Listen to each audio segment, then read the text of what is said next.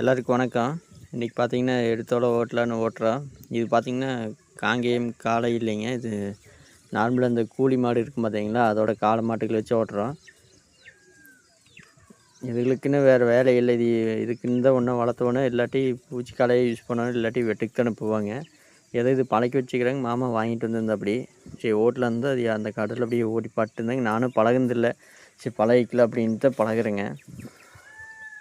நமக்கான உண்மையாகவே ட்ரில்லர் விட இந்த எடுத்து ஓட்டோன்னு தான் ரொம்பவுமே ஆசையாக இருந்ததுங்க. அது எப்படியோ பழகிட்டேன். உங்களுக்கு அருகெல்லாம் பார்த்தீங்கன்னா அப்படியே வேரோட தனியாக வந்துடுது. கூட நடக்கும், அதுக்கு மட்டும் தெம்பு வேணுங்க. இந்த திரும்பும் போதெல்லாம் பார்த்தீங்கன்னா அதுவே கரெக்டாக வந்து அதிகபட்சம் திரும்பிக்குதுங்க. நம்ம வந்து அதிகமாக நம்ம முடுக்கணும் பிடிக்கணுன்ட்டெல்லாம் இல்லை, அதுக்கெல்லாம் அந்த மாதிரி பழகிடுச்சுங்க.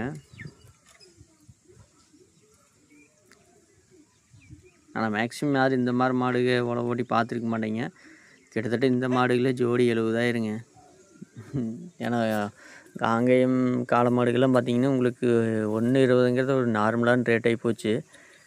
அப்புறம் மலையானு அந்த மாதிரி இதுகள்லாம் வந்துச்சு, இந்த கர்நாடகா சைடு இருக்கிற மாடுகள் அதுகளும் இன்றைக்கி பார்த்திங்கன்னா ரேட்டு பீக் ஆகி ரொம்பவும் அதிகமாக போச்சு. அதங்காட்டிக்கு நம்ம தகுதிக்கு ஏற்ற மாதிரி நம்ம வாங்கிட்டு வந்து நம்ம காட்டுக்கு இது போகுது, அவ்வளோதாங்கிற மாதிரி தான் இருக்குதுங்க.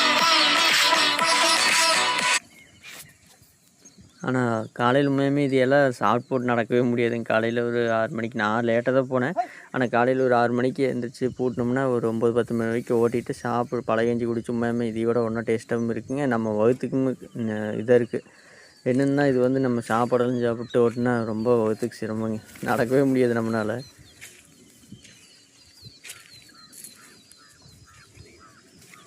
இதுகளுக்குன்னு ஒரு லாங்குவேஜ் எல்லாம் இருக்குதுங்க. அந்த சைடு திருப்புறக்கு, வண்டி அந்த இடத்துக்குள்ள நிறுத்துறதுக்கு, அப்புறம் மெதுவாக நடந்துச்சுன்னா அதுக்கு ஒரு சவுண்ட் விடணும், இல்லாட்டி ஷார்ட்டாக இருக்குது. அது எடுத்து ஒரு வெளுப்பினோம்னா நீட்டாக நடக்குங்க. இப்போ ரெண்டாவது இந்த இடது சைடுக்கு பார்த்தீங்களா, அந்த இடத்து தான் மெயின். அது இந்த சைடு நல்லா திருப்பி கொடுக்கறது, அந்த சைடுக்கு எடுத்து பார்த்தீங்கன்னா அடி வாங்கிறது.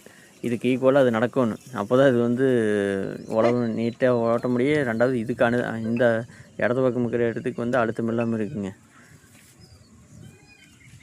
அப்போ ரெண்டாவது இந்த இடது பக்கம் இருக்கிற எடுத்து தூக்கி வலது பக்கம் போட்டோம்னா கண்டிப்பாக அதுகளுக்கு நடக்கவே தெரியாது. ஏன்னா இது இப்படி இந்த மாதிரி தான் ஓட்டி பழகிக்குது. அதங்காட்டிக்கு நீங்கள் மாற்றி போட்டினீங்கன்னா கண்டிப்பாக இடத்துக்கு ஓட்டாது. அது நீங்கள் எந்த இடத்துக்கு வேணாலும் வச்சு செட் பண்ணி பார்த்தீங்கனாலும் உங்களுக்கே தெரியும். டாட்டா பாய்.